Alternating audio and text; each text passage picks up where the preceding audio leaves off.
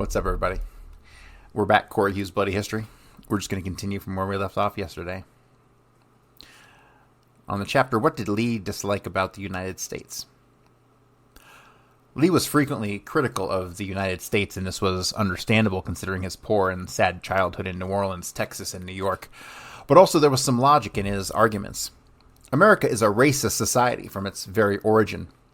The arrival of the Pilgrims and the elimination of the Indians. The United States is a dishonest country because it's based on the spoliation of its rightful owners. This country is based of hate and intolerance, and finally concluded Lee, I think American Anglos hate this country because they ruined it to such an extent. Just look around, ugliness and pollution. You exaggerate, Lee, I argued. There are lovely places in each town. The plastic ghettos of the rich. You call them lovely, he answered angrily. In this country of great economic wealth, the jobs are hard to find, even in times of prosperity. In depression, it's awful. One thing you're right about, I said.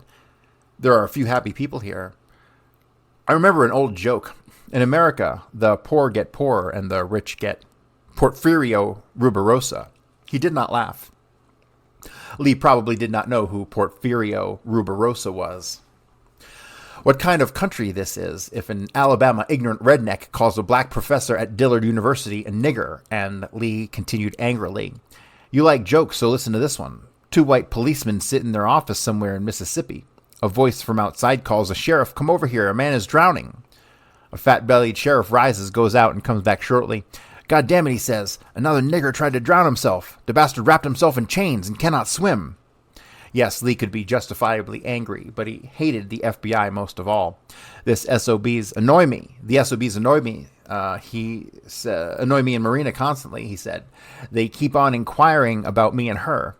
They intimate that I am a suspicious character and that she is a communist, so I cannot hold a decent job. I agree with you, Lee. Why don't you write FBI a letter and complain? I did that and promised to blow their goddamn office, he said angrily. As we know now, the existence of this letter was carefully concealed by the FBI and the Warren Committee.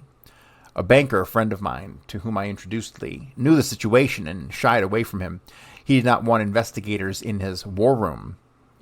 Lee could have moved away from Dallas, and he did already move from Fort Worth here, but those lousy investigators followed him everywhere. That's why the Oswalds moved to New Orleans. Note, he keeps spelling Oswald with a V. But this happened after our departure to Haiti. I would have advised him to stay on his job. The banker I mentioned above gave Lee an interview on my insistence, liked him, found him independent, clear-thinking man, yet he did not hire him. I'm afraid getting involved with this guy, he told me later. He is a hothead. FBI will keep pestering him and his undesirable discharge. I'm sorry. This same friend of mine testified at the Warren Committee that had I stayed in Dallas, there would have been no assassination if Lee was involved, as I would have known what he was up to. And I am thankful for this one intelligent remark, although at the same time the same banker said some disagreeable things about me. But I am a Christian, so I forgive him. Some other good friends understood what we were trying to do for the Oswalds, trying to improve their position materially, socially, and emotionally. And had we been successful, Lee's animosity might have disappeared or would become constructive criticism, and God, we need it. Marina testified at the Warren Committee hearings that Lee had been a different person in the Soviet Union. A friendly and compatible man, but in the United States, he was resentful and a recluse. He disliked the life of the Russian refugees, comparing their bourgeois ways, soft and comfortable, with the tough ascetic life of their compatriots in Russia. He considered them fools, who did not understand the problems of the United States, and even as traitors to their own mother country. Why Lee did not resent our soft ways of life, I shall never know. Lee disliked people who were lavish with Marina, spoiled her, and she foolishly bragged, look at this, look at that, they gave it to me, they can afford it. Naturally, it infuriated him. And so, testified Marina, Lee became somewhat of a recluse, and all that giving backfired, making Oswald's life miserable and empty. It could be that this was intentional. Some elderly, lonely people are jealous of an unusual couple seemingly in love. So they get mixed up in their affairs. Lee disliked and even despised bureaucracy in every form here or in the Soviet Union. Here they are nasty, he said to me once. In the Soviet Union, they are naive and stupid. This outburst came out after I asked him, how in the hell did you get out so easily out of Russia? I outsmarted those Russian bureaucrats. Man, they are just an amorphous bunch of people. They make a mistake and go to a concentration camp like a bunch of sheep. So let me tell you about an observation I'm making as we speak. As we've already seen, Mohrenschildt has said that Oswald kind of spoke and used words that were bigger than him, that were too long, and that he oftentimes felt he didn't really understand. This is also allegedly what the KGB men at the embassy said about Oswald, that he spoke in a manner and used words that they didn't believe that he understood. But then we're supposed to believe that Oswald is this somewhat brilliant political, interpreter, understands exactly what's going on politically everywhere. He's smarter than these Russian bureaucrats, and he uses words like amorphous. When was the last time you used the word amorphous? So, Mohrenschildt here is painting a picture of a man that is definite falsehood. Definitely. Both of these guys were working with the CIA. So Oswald gets back from the Soviet Union, and no one will give him a job except for a handful of CIA-related companies, right? Give me a fucking break. It's so stupid. Both of these guys were CIA, so I'm positive none of the stuff about Russia is true. None of the stuff that he's trying to paint him as this person who was like disgruntled is true at all. No, not whatsoever. Comparing Soviet Union and this country, Lee told me one day that both sides have made a lot of mistakes, enormous mistakes, but which side is right and which side is wrong, I shall be damned. I don't know. And he added, seriously, I hope at least China will be right and will do well. Next chapter, effects of separation. Several interviewers and even good friends asked me constantly the same questions. You belong to a different sphere of society. Why did you get mixed up with these low-class people, the Oswalds? Most of the reasons were explained in previous chapters, but there was another important explanation. In 1960, I lost my only son of a congenital disease, cystic fibrosis, CF in short. Although the fatal issue was expected when it happened, it affected me so strongly that I knew that I had to get away from it all. I asked my wife, Jean, to give her successful designing profession and to give up her successful designing profession and join me on an expedition on foot by the trails of Mexico and all of Central America. This effort helped me immensely, and then we met the Oswalds very shortly after our return. Lee understood the nature of my ordeal, and so did Marina, which was a Russian way of going back to nature, to be alone in the wilderness with the image of the lost person in our minds. And so we experienced a communion with a departed child. But walking among the poor and depossessed opened our eyes to the realities of life. Before that, like most people in this country, we were hustling after our business quite successfully most of the time, and dismissed poverty and inequality from our minds. I became receptive of some of Lee's ideas, listened to them, discussed them freely, and came to look at him as a friend, almost a son. Our experience of living with the poor people of Mexico and Central America interested Lee immensely, and he kept asking intelligent questions. Because of his childhood in New Orleans and his early contacts with Latin Americans, he understood complex, semi-feudal problems and was searching for solutions. This is such... I'm sorry I'm laughing. This is such bullshit. This is such bullshit. This is a novel. Nothing more. This is a novel. This is not the real Lee Harvey Oswald. Not at all. Not that we know the real Lee Harvey Oswald, but I know who the real Lee Harvey Oswald wasn't. And he wasn't this fucking guy that Mohrenschildt is painting a picture of. As someone who was... who understood complex and semi-feudal problems and searching for solutions. Give me a fucking break. Marina was not involved in these discussions, thus possibly I identified Lee with my lost son, unconsciously, of course. And as far as age is concerned, he could be my son. Maybe this is the reason why Lee accepted our paternalistic in his private life. Sentence is incomplete. Lee trusted Jean and I implicitly and felt that whatever we tried to do would be beneficial to him. I can think of another element of our closeness.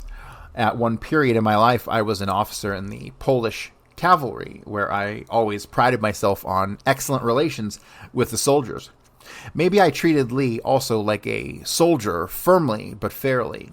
And on Jean's part, there was the same element vis-a-vis Marina, who was about her daughter's age, and so the Oswalds might have considered us their foster parents. After the forced separation, Lee came to our house every day. Once he brought some visiting cards he printed for me at Taggart's.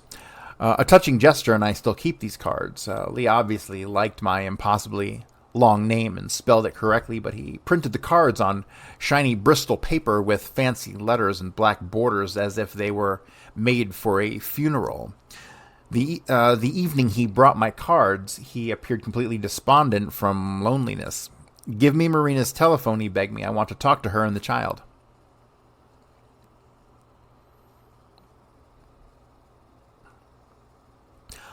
So I don't buy that at all. So he allegedly really loved his daughter June, but he referred to her as the child. That's bullshit. More bullshit from Mr. Mohrenschildt.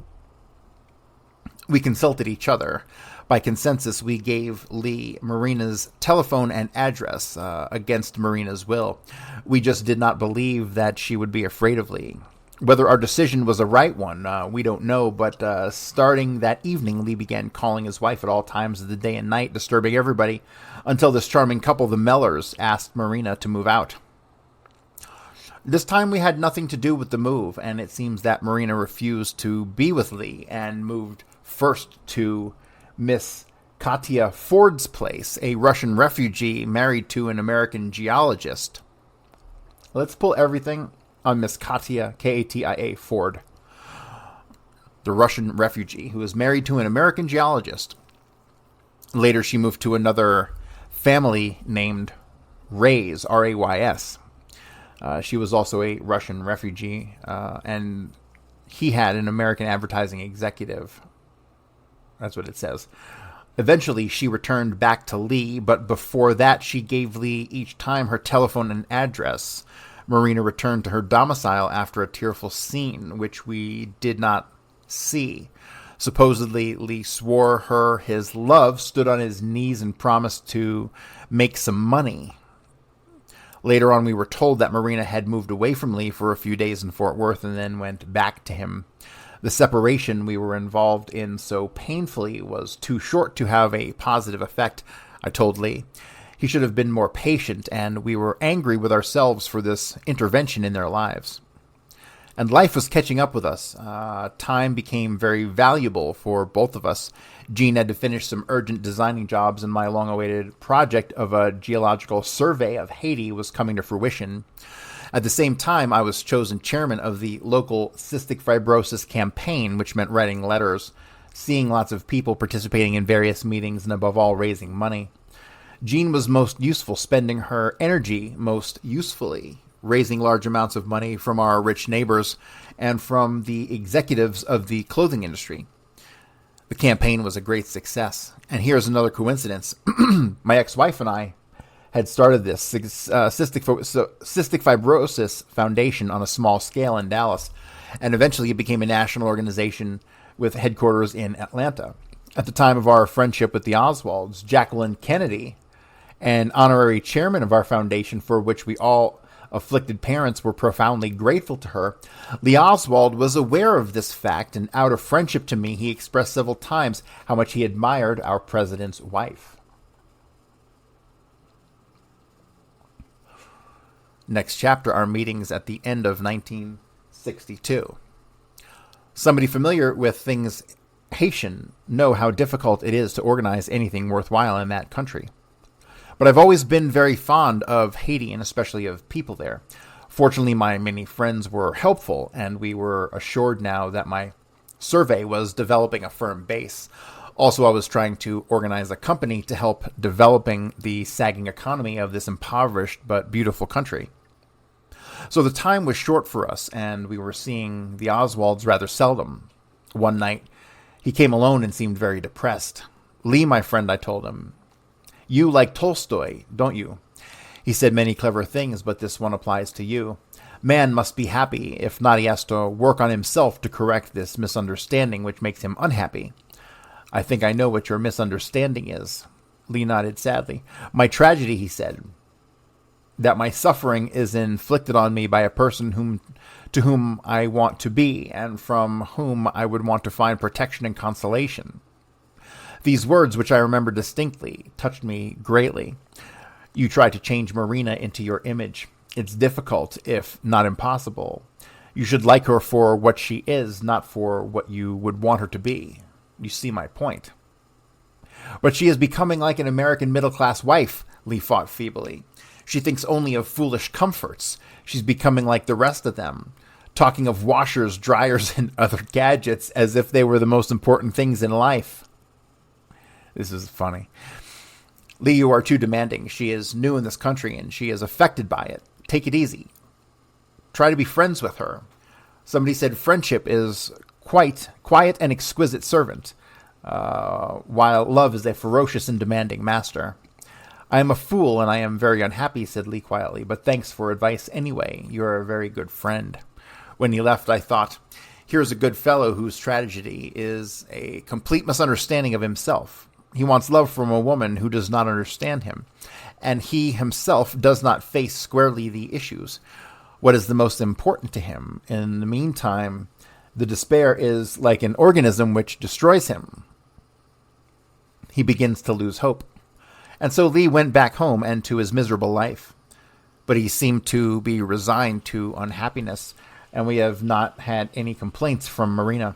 No black eyes and no burned cigarettes on her delicate white flesh. In the meantime, a big party was to be given for Christmas of 1962 by Declan Ford, the geologist, and his wife Katya, the Russian refugee. Let's pull everything on Declan Ford if we haven't already. We might have already. Who knew the Oswalds well but tried to steer away from them. They were probably annoyed by Marina's stay with them. As far as Lee was concerned, they were rather indifferent to him. Being younger than most ex-Russians, Katya was a relatively liberal person. After we received the invitation, Jean called Katya and asked her permission to bring the Oswalds, who were extremely lonesome at the time. Katya was not too enthusiastic at Jean's suggestion, but with a little of arm-twisting she accepted, but asked specifically not to bring the baby June.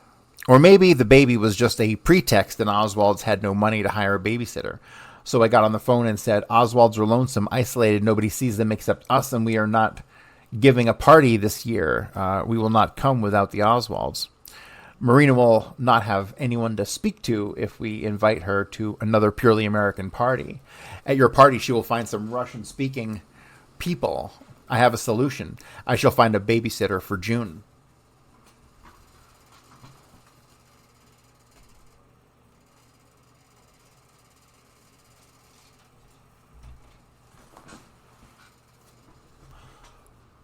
Fortunately, Jean's friend, an American-Italian lady, a good Christian, volunteered for the job and stayed with June that whole night. That Christmas Eve, both Marina and Lee were well-dressed and looked very elegant. Lee didn't always have to be a nondescript individual. He had sometimes a very pleasant appearance and could dress well. The self-appointed babysitter, Anita, looked liked June and took care of her in a typical warm Italian manner, and the Oswalds and two of us chatting pleasantly to Ford's attractive house in North Dallas. It was a clear, cold night, and a slight layer of snow, unusual for Texas, cheered all of us and gave the city a Christmas-like appearance. Most of the guests had already consumed lots of drinks, and they were chattering excitedly in a dozen languages. The loveliest girl of the crowd was a Japanese musician, Yaiki, staying in Dallas for a short while with her friends from Tokyo. She was a delicate, elegant, sophisticated girl, restrained and dignified, a little lost in our Dallas society of noisy, self-assertive, aggressive females. Marina did not look too well. She seemed to be afraid of the crowds. She liked to operate with men one-to-one and appeared bashful like a country girl. Lee, on the other hand, blossomed and was the hit of the party, naturally a good conversationalist. If he wanted to, both in English and Russian, he was outgoing and friendly, possibly because the people were more liberal than usual. His behavior was exemplary. Serious, attentive, and polite. He answered questions intelligently. If the person who asked the question was serious, he reacted well to the surroundings. Somebody played Russian tunes on the piano, and some good voices could be heard. Marina, unfortunately, was not musical, and Lee was engrossed in conversations. I stayed around him and noticed that several women, spelt wrong, flirted with him and displayed their charms. Some were quite attractive, but Lee's greatest conquest was this Japanese girl, Yaiki, I had mentioned before, and whom I also found the most interesting woman of all. He noticed her also and angled towards her, or possibly it was vice versa. Anyway, soon they were engrossed in a conversation. Of course, Lee had served in Japan, and there he had learned a lot about the country and the people. He had told me he had met there some interesting leftist youngsters. Maybe Yaiki had met GIs like Lee before, although he certainly was not the average GI, whatever it was. But they were engrossed in each other, and I left them alone. Marina stayed around, but not being able to understand, she fretted and did not know what to do with herself. As far as I was concerned, I was delighted. How many times I'd hear her call Lee a bore, a fool, a bookworm, but how many times she degraded his masculinity, and here the loveliest girl of all was in a trance. Now Marina became just a jealous woman. She even forgot to smoke cigarettes and to drink wine. Both were free and plentiful. She just watched Lee with narrowed, jealous eyes. "We should go home," she muttered to me. "It's getting late. I'm worried about June." "Don't worry, she is well taken care of, and we are having a good time," I answered, enjoying the situation sadistically. And Lee this time was not to be budged. It was the first time that I saw him truly shine in the crowd. He enjoyed the evening and insisted staying there to the end of the party. The other Russians at the party, unknown so far to the Oswalds, like cultured Russian Jews, were amazed by Lee's almost perfect command of the language. He spoke very fast to an elderly lady, and she said, "I have lived here in America 30 years, and I cannot speak English as well as you young man speak Russian." The party finally became boisterous and noisy. Lee and Yaiko, it says here Yaiko, before it was Yaiki, lost track of each other, but she found me and asked timidly, "What an interesting friend you have there. What's his name?" "Lee Harvey Oswald." "Oh, what a lovely name." I agree with you that Lee is an unusual and intelligent man, but many others, the majority, disagree with me. They don't seem to understand him. "I do," said Yaiko. He said so many true things. He had so many true things to say about Japan. He is a very sensitive person, and he understood my country. The new Japan is very complex. Yes, Lee is not one of those GIs who believe that for a bar of chocolate and a pair of stockings, you can conquer a woman, and for a larger stake, a whole country. "Where does he work?" she asked bashfully. I gave her Taggart's address and the telephone number and thought to myself, a real romance is in the making. At last, something good was happening to my friend Lee. New horizons are opening for him. Can we figure out what the fuck Taggart's is? Because Taggart's does not jump off the page as having been one of Lee Harvey Oswald's jobs offhand, so that'd be appreciated. At last, something good was happening to my friend Lee. New horizons are opening for him. Unfortunately, I cannot say whether this romance has materialized, as my life became hectic and I did not have much time for the Oswalds, their conflicts, or even Lee's love life. They did communicate, however, and I wouldn't have known about it had it not been for Marina, who came over one day and told me, "I found in Lee's pocket this Japanese girl's address. What a bastard. He's having an affair with her." I did not say anything, just smiled and thought, good for him. "That Japanese bitch," she cried bitterly. "We had a fight over her. Look at the result." She sported a new black eye. Oh, total bullshit. She provoked me to a fight, Lee told me later, showing his scratched face. Where's pictures of his scratched face? They don't exist. This time she fought like a mad cat. The situation was normal again. They were at each other's throat. Rare meetings in 1963.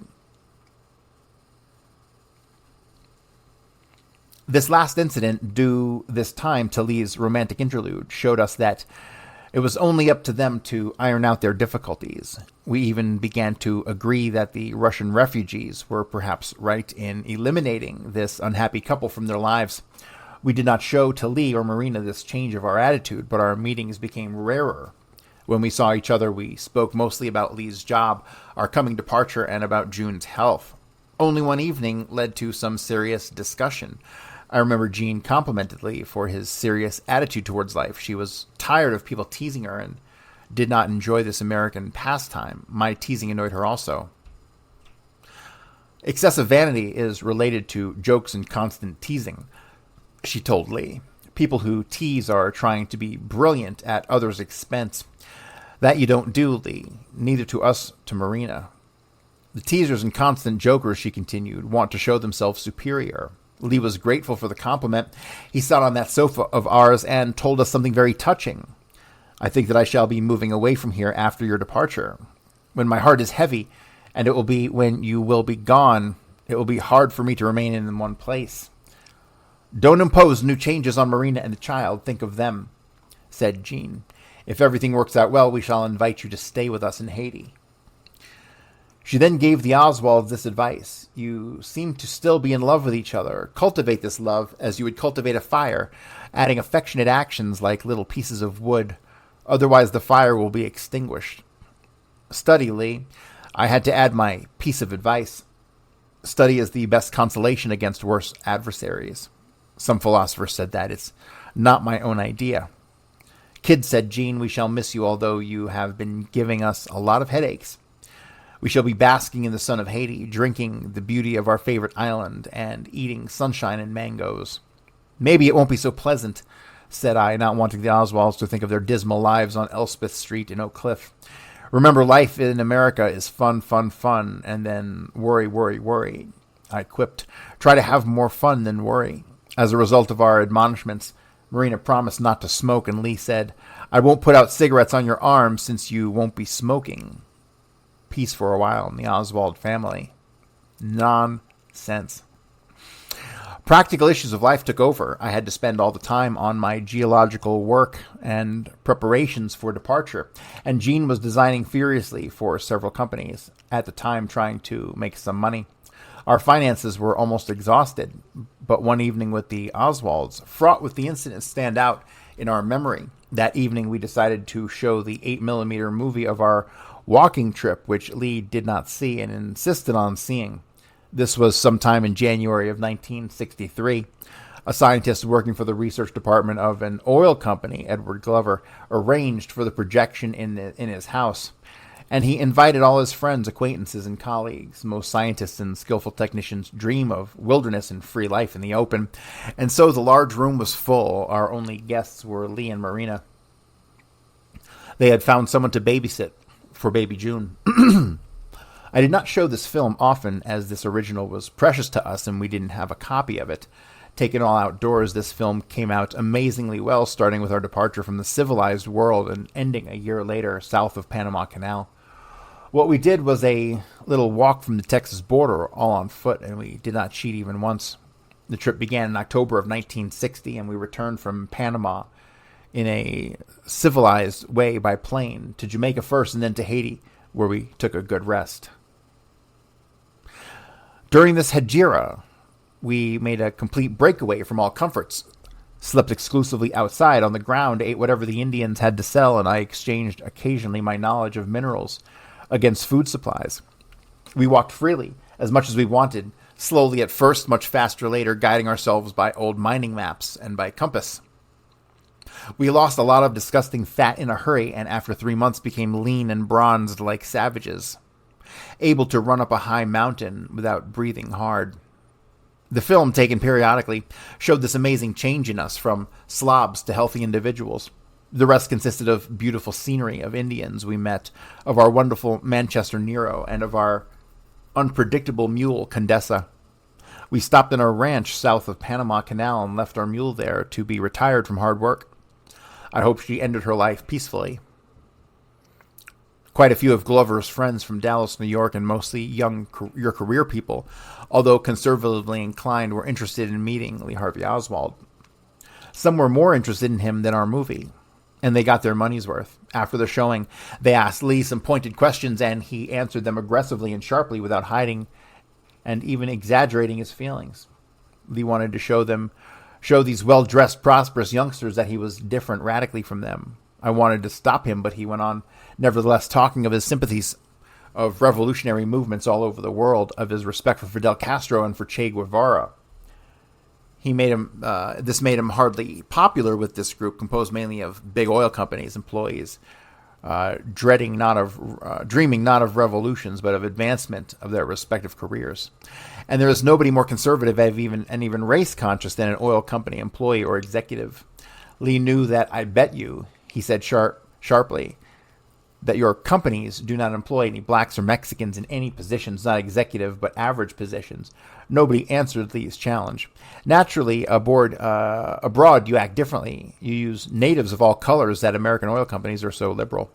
Incidentally, now the situation changed somewhat, possibly because of President Kennedy's assassination, which put in sharp perspective racial discrimination in this country. But there was an exception in this conservative group, a tall, dark-haired, attractive woman in her late 20s. She took a vivid interest in Marina and did not take offense to Lee's utterances. She asked me if Marina spoke any English. I said no. Would you introduce me to her? My name is Ruth Paine. I did, and to my great surprise, Ruth began to speak in fluent Russian to equally flabbergasted Marina. Mrs. Ruth Paine, an eccentric American, came from a wealthy Philadelphia Quaker family and went to some Eastern college where she took Russian studies very seriously. She was one of those gifted people who learn a difficult language well and are infatuated by Russian culture. Mrs. Paine was probably bored in the suburban Irving atmosphere and wanted to practice Russian, her husband being a research engineer for Bell Helicopter. She had energy and time on her hands. She saw a native Russian who did not speak any English. Marina was a real friend for her, or a real find for her. Some people accused her later of an infatuation of a different type, but I did not notice it. Anyway, she was more interested in Marina than in Lee, who in the meantime continued his furious and extravagant discussions with our conservative friends. Thus began a friendship between these two women, a friendship which lasted till the days of assassination. Ruth Paine has done more for Marina and June than any other person, yet for some reason Marina refused to see her after Lee's death. All in all, the showing of our picture was a success. Beautiful scenery, waterfalls, volcanoes, and eruption outcrops of brilliantly hued deposits showed up well, and scientists, being adventurers at heart, loved the wilderness. Marina could not care less. She was not an outdoor woman, but being polite, she did not express her dislike and kept on chatting amicably with Ruth Paine. All right, guys, I'm going to call it there for today. Oh, I am exhausted. And we will pick it up here on Monday on page 180 of I'm a Patsy by George de Mohrenschildt. Thanks, guys.